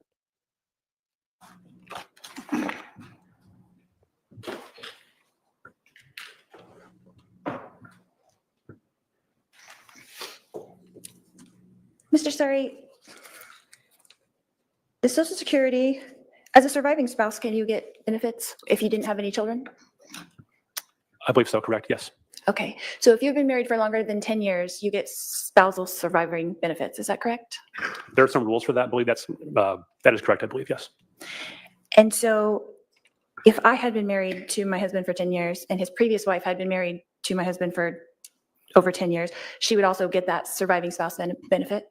What's your question again? Who's the she part? I'm trying to follow that part. Okay, just a previous person who has been married to my husband previous to me for more than 10 years. I mean, that's what Social Security does, right? I'm not sure. What is your question? I'm trying to. Okay, sorry. So if there were two spouses to a deceased husband consecutively, and they were both each married for over 10 years to that same husband, they would both receive a spousal benefit or could apply for and receive that spousal benefit. Is that correct? That's more of an administrative issue. I have to obviously I'm not aware of all the policies for that kind of issue. So I can't really answer yes or no to that question. Okay. So if it was explained to me when I was at the Social Security office that I could receive that. Hold on. I'm going to sustain the objection. Okay, but it is possible. You're just not aware of it. Is that correct? I would have to ask an expert in our agency for administrative rules on that. Okay, and what is your expertise at Social Security? I'm a special agent. And so you just investigate, is that correct? Investigate crimes of fraud, waste, and abuse in Social Security, correct? You investigate fraud, is that correct? That's correct. Okay. But you're not really privy to what an agent might be telling a person as they come in to get Social Security, is that correct? What they tell an agent, an employee, or what is your question again? Yes, so you're not really privy to what the employees are telling the regular people that come in to the Social Security office. I'm not there for those appointments, correct? So you don't really understand what all benefits can be given? We with OIG investigate crimes of fraud, waste, and abuse. So we are the experts for that. And we also have experts internally in Social Security we look to for guidance on internal rules that are more complex, if that kind of helps you out. Okay, so you had said something about mother in care benefits, is that correct? Yes. So, and it's the same dollar amount as the child in care benefits, is that correct? There's two benefits, for the child in care and also for JJ. They were the mirroring same amount, correct? But wouldn't the mother in care benefits be for the child? It would be if that individual had the child in their care, correct? Right. So, but a spousal benefit, if you've been married for over 10 years and you didn't have any children, you would still be entitled to that. Isn't that correct? My understanding, you have to be a certain age to get that benefit, to be a certain age to apply for that. In this situation here, due to the decedent Charles dying, there was a benefit for the child only that was receiving, as well as child in care. So only two benefits were received for the child, also child in care as well. So my question is, how is that determined by the employee? Like if it's spousal benefit or if it's a mother in care benefit? It'd be up to the applicant to apply for the benefits. So if you applied for the spousal benefit and they gave you the mother in care benefit instead, how would you know the difference? You just know that that was the monthly amount you're getting? You would receive a letter in the mail. You also would be at the appointment very clearly told what you were applying for. It should not be any confusion about what you're applying for at that appointment. Okay, so if you were told that you were getting the spousal benefit, Testifying. Yeah. Not It's there. sustained. if an employee told a recipient that they were getting a spousal benefit, I'll allow him to answer that hypothetical if he knows. if an employee were to tell someone they were getting a spousal benefit and they received a letter in the mail saying it was a mother in care benefit, should they call the Social Security office and clear that up? It would be up to the applicant, if they received a letter in the mail, to contact Social Security and say, hey, this is the wrong benefit I'm receiving. So it would be up to the applicant to let Social Security know the benefit is not correct. So if the employee put it in as something other than they told the recipient, then it would just be up to the recipient to correct that. Is that correct? Social Security goes off of information that's provided to the agency by the applicant. That makes sense. So it's up to the applicant to be truthful and provide the right information to the agency. So do you have a copy of my application for either of these benefits? I'd have to ask the prosecutor for that information. Okay. Have you ever seen one to your knowledge that you remember? Yes. You've seen my applications? Yes, I have. And were they for mother in care? It was for survivors for JJ as well as for mother child in care as well. So the application that I filled out was not for spousal benefit. Is that what you're saying? Again, object to. Well, I'm sorry. he can answer if he knows, if he recalls the answer. Repeat the question, please. I'm saying, so of the records that you saw, I did not have a spousal survivor benefit application. The records I saw were an application for survivors benefits for JJ as well as for child in care as well. Two different benefits that you were receiving. Okay, so is there an application for spousal benefit? I'm only aware of the two benefits you're receiving, which was for JJ and for mother child in care. That's not what she's asking, dude. So it could have been a mix-up of the employee. Is that what you're saying? It would have been relying on information you would provide at that application appointment, August 12th, 2019. And this is a filled out form application? Is that what you're saying? It's not just something you verbally give to the employee? I believe you could do it online ahead of time, but you were present, I believe, on August 12th at the office to go through line by line, I believe, with that application. So if I thought I was getting, if a person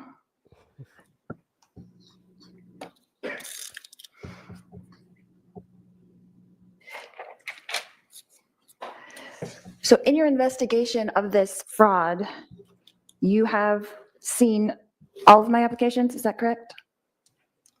I reviewed any and all documents that we have in relation to JJ as well as to you receiving benefits on his behalf, correct? And you do not recall seeing any spousal surviving benefit application, is that correct? All that I recall seeing was, once again, the two applications, one for mother, child, and care, and one for JJ as well. And isn't that a redundant benefit? Which benefit? The mother in child care and the child in care. Isn't that that's basically the same thing? JJ had a benefit for himself solely, then a second one to be mother, child, and care. To take care of the child. Correct. The child has to be under your care, custody, and control during that time period, correct? So when you're receiving these Social Security benefits, they want them to be for the things that you stated previously, right?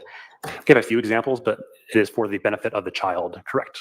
Right. And it's supposed to be spent on food and clothes, and it can be spent on an electric bill, and it can be spent on rent. They want you to utilize that money on a monthly basis. Is that correct? Correct. Or you could also conserve it for the child as well, but that is correct. And that they can do an audit any time of your account to make sure that you're spending it on those correct things. Is that correct?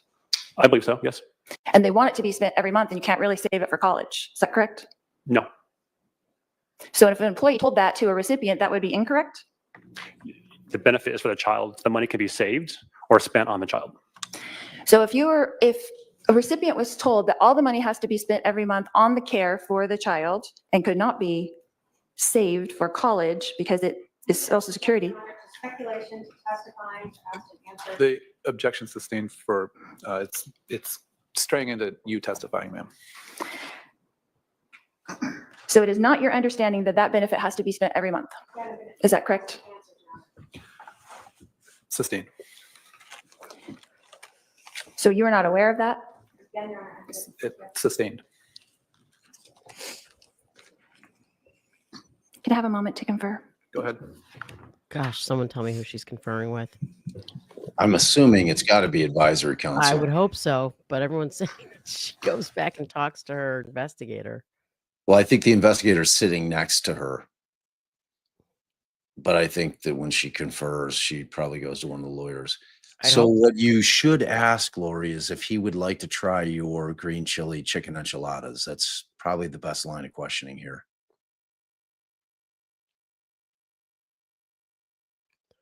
I think it's very possible that you could apply for survivor benefits and be told, well, you're entitled to mother and care benefits, so we're going to give you that instead. But Mr. Sawyer, you weren't present at the interview with me and the employee at the Social Security office on August 12th, were you? I was not. So you do not really know what was said. Is that correct? Correct. So you just saw the applications in the later time? Yes. What time about when you started investigating this fraud? like, In about January 2020. And who is your superior? Is your question who my boss is, or? Yeah. I have a special agent in charge who's in charge, who's my immediate boss. Yeah. and who is it? Objective relevance. Sustained. Who assigned my case to you? That's my question. It's not really relevant, but you can answer, sir. Are you asking for the name, or what are you looking for as far as your question? The name would be fine. At the time, it was special agent in charge, Joe Rogers. He's now retired. And he was your direct, He was my ASAC at the time. and that came to you in January of 2020? Yes, correct. Thank you. No more questions. All right, redirect. Is she ever going to say no? No. August 12th of 2019, when Ms. Vallow went to Social Security and had a meeting, what is the point of that meeting? The point of that is for an applicant to come into Social Security, apply for benefits, and then have Social Security determine if they're eligible or not for those benefits. You have up with you a paper that was provided to you earlier to review. After that meeting, was a letter sent to Mrs. Vallow relating to the answer she gave and the benefits she was requesting? Yes, Is that what you were looking at when you were looking at some of the information that she had provided? yes. So in that letter that was sent to Ms. Vallow, what address was that sent to? It would be the 1658 East Sherry Street in Santan Valley, Arizona. And so that letter covers the answer she gave that we previously discussed of when she married Charles Vallow, for instance, Correct. children that they had. Yes. that they were still living together, Yes. and then discussed what she would be applying for. Yes. When you, in your understanding and having investigated these crimes, does Social Security just start deciding for people what benefits they feel they might want? Do they make decisions for them? Hey, No. you look like you might want these benefits. Not at all. No. So regardless of whether any of us understand why Social Security would give benefits for a child and for the mother of the child if they're still married to the spouse, that is what you can get? They would ask the applicant what they are applying for, correct, as far as for that benefit.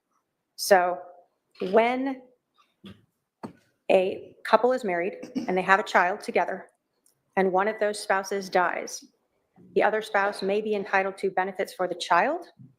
Is that correct? Yes. As well as benefits for them as the mother of that child. Yes.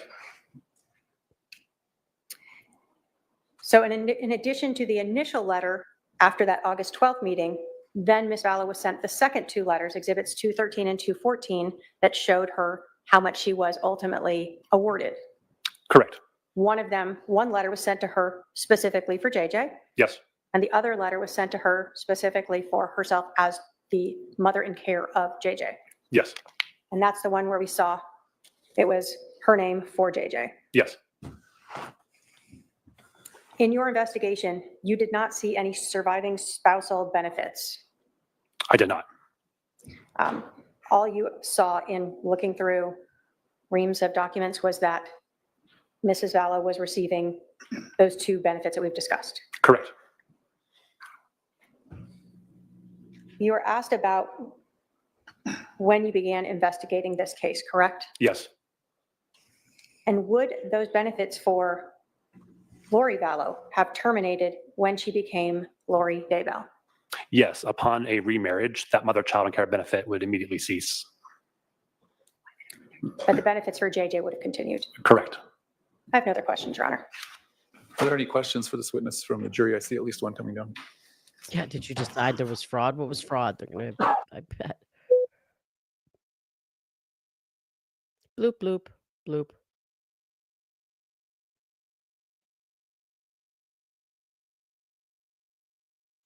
Bloop, bloop, bloop, bloop, bloop, bloop, bloop, bloop.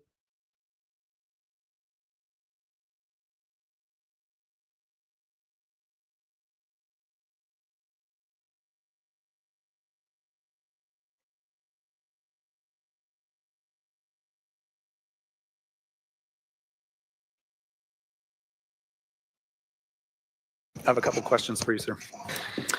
Were payments to Lori Vallow stopped after your investigation? They were, yes. And during your investigation, do you know if Lori Vallow notified Social Security of her new marriage? She did not. I don't know why. Based on State. those questions, does the defendant have any follow-up for this witness? Can I? Do you have any follow-up? Yes. Just Yeah, go ahead.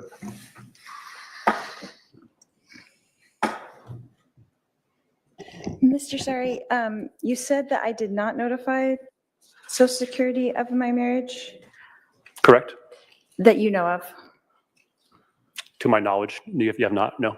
Okay. So you don't know if in Hawaii I was at the Social Security office and notified them? Sustain. It's, again, But you're, testifying. so would you have all of the information from every office in that regard? From our review of the records, there is no notification at all of you ever notifying Social Security of that marriage. Of the records that you had access to, is that correct? From our review of these Social Security databases, which would encompass notifications, we have seen 0 notifications. And what would you have to do to put in a notification? An employee would have to go on the record and make a change or make a report of contact, that sort of thing. And so that would go into a major database and then it would be available to you as well? We would have access to view and see if there was any changes made. There were no changes made after August 2019 on your behalf. So none were made in November, that to your knowledge? There were none made. And is that something that you would be made privy to Yes, in the course of your investigation? yes. So it's not something that you could have just missed? I did not miss it, correct?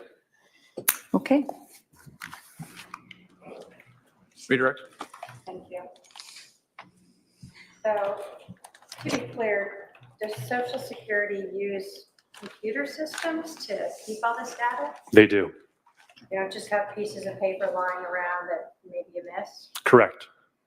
So whenever anything is updated anywhere in the country, it's put into a database that you were able to access. Yes, And you did access it. yes, And you reviewed everything that was in there. yes, And you at no point saw any information to indicate that any changes were ever made to those benefits after August of 2019. correct. And Social Security was not advised that Ms. Vallow had been married in November of 2019. Correct. Thank you. All right, sir, you can step down. Okay.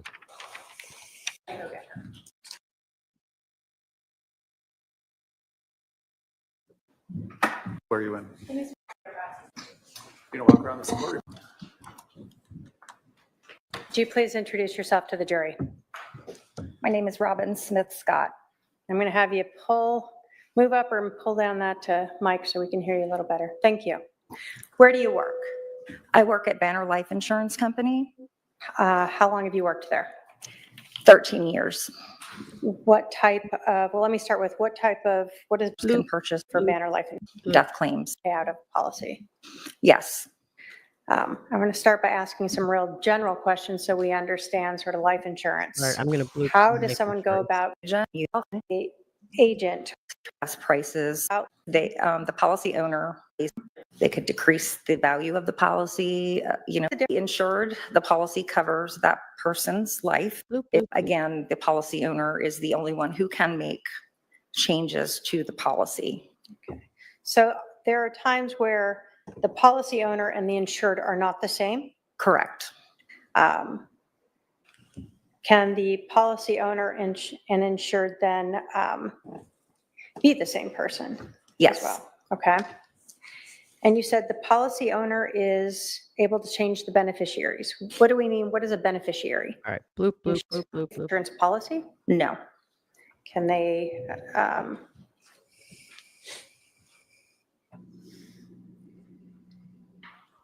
when someone passes away, who decides who will actually be paid out?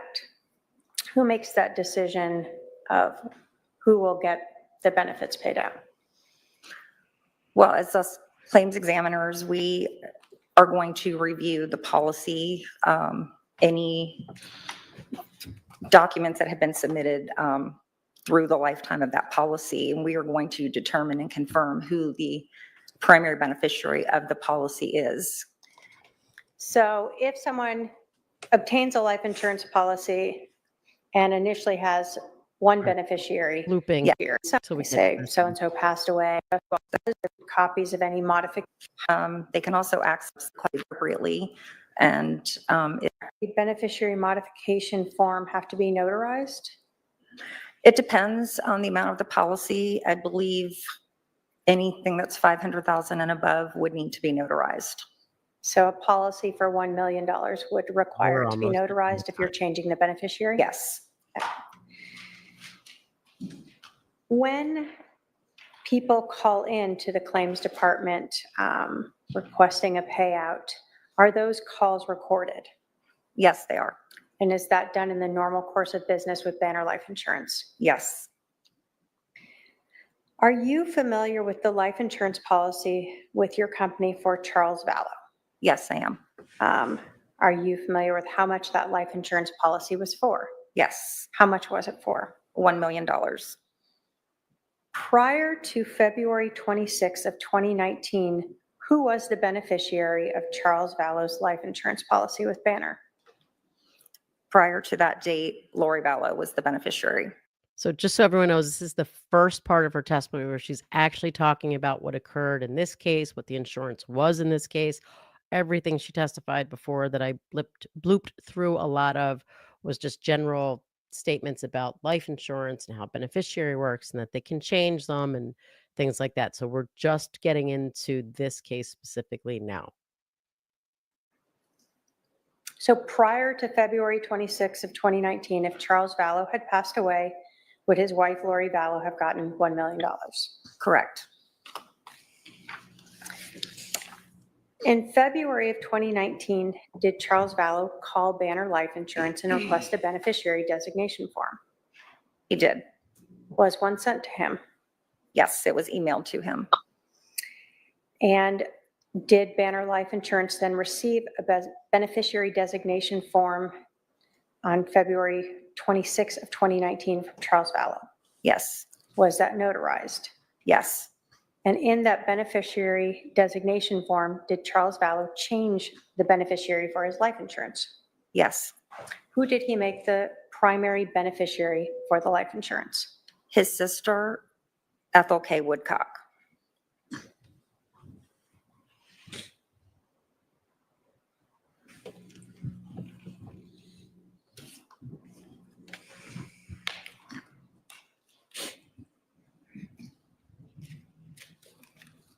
Your Honor, if I can have my paralegal approach with 215? Go ahead.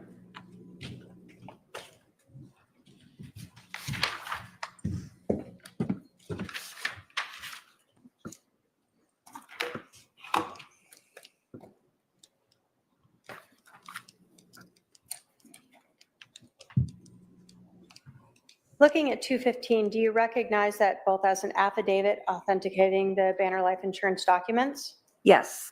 as well as the beneficiary designation form change from February 26th of 2019 Yes. that we were just discussing? In there, is there also a CD? Yes. Does that contain a recording of your call with Lori Vallow on July 15th of 2019? Yes. Would you like to listen to that to verify that? Yes, please.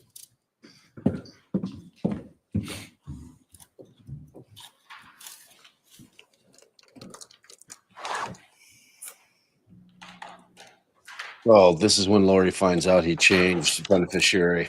Yep.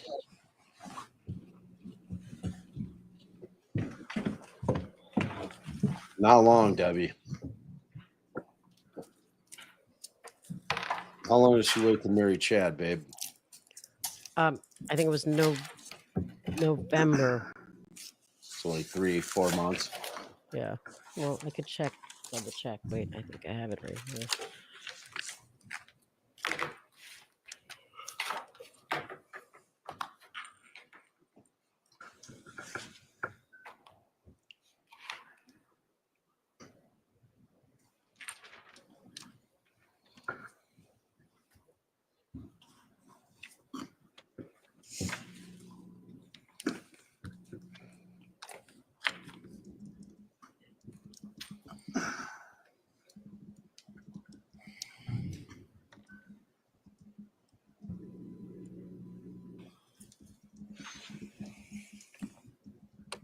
November 5th, 2019.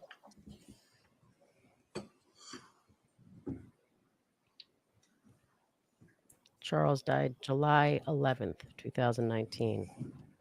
She moved to And Idaho. do you recognize in that as the September. call from July 15th of 2019?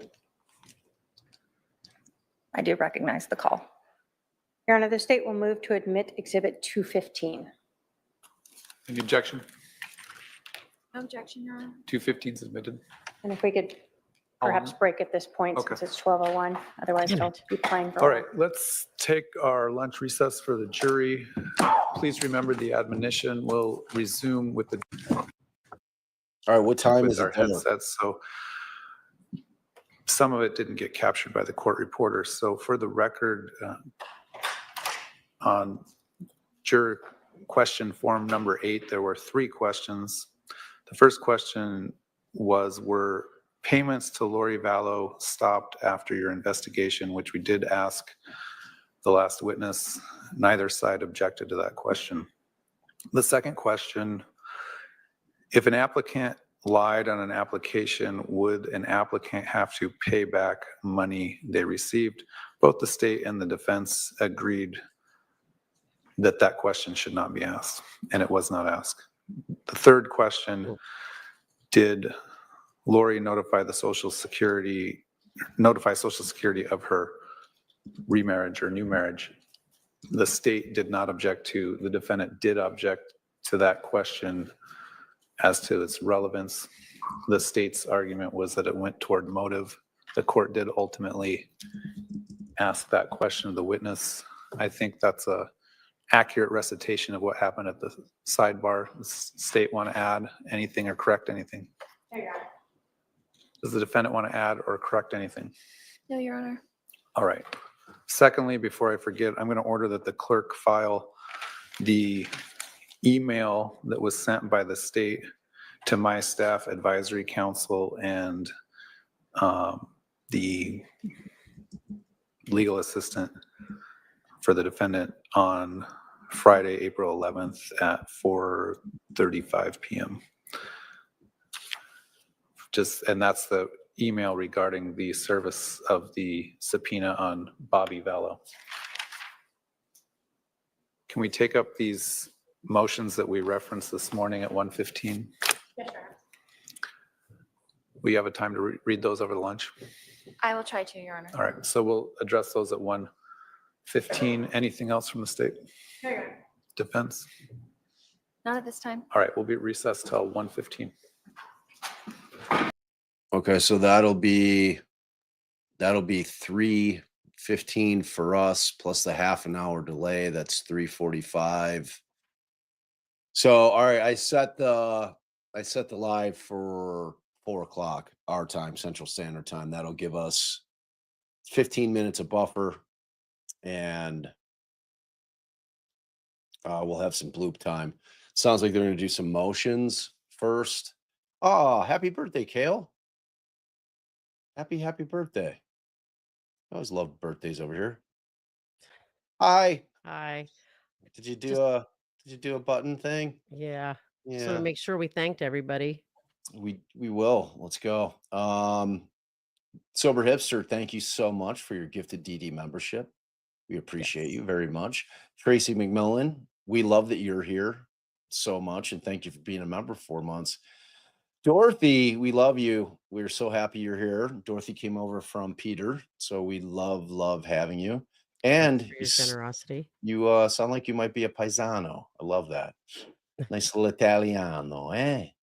Diana Ross, thank you. Oh, Rose. Oops, Freudian slip. We answered that question. Thank you so much for your generosity, Diana. And then Dorothy came back talking about our balls. Bob and I are both on our balls. Oh. The balls. I love the balls. Yeah, I think I overfilled mine. It's very taut. My ball is very taut. Uh-oh. Mandy blew the whistle on us. Chris K, thank you so much for your generosity. Bob and Allie, I'll allow it because it's Monday. Very good. Very good. Very good. Tracy Fagan, thank you. Can standby counsel kick Lori and say object? I mean, in theory, or waive her over, or, say, don't forget to confer with me at the end of every, examination. Yeah. Thank you so much for that, Tracy. Lynette, thank you. Hit the like button. Yes, we love when you all hit the like button on the way out, which Thanks a for little your reminder generosity. before I end this stream, if you just give us a thumbs up, share, subscribe, do all the YouTube things, that really helps us grow. We appreciate it. Thank you, Lynette. Pro Gamer, hello from Brussels. Cool. Brussels is a place I'd really like to visit, by the way. Thanks Pro for your Gamer. generosity and being a member for 2 months. Yes. And I know you said happy birthday to Kale. Yeah, we love you. Happy birthday. I hope you're having a magical day. I really do, because we love all our subs and all our members, and even those that aren't, we love you as well. All right, because without you guys, It's like this. I just be an old man talking Sitting about around talking to his wife. true story. They're Look, it's- searching. they're searching. Bye. See you guys in a couple hours.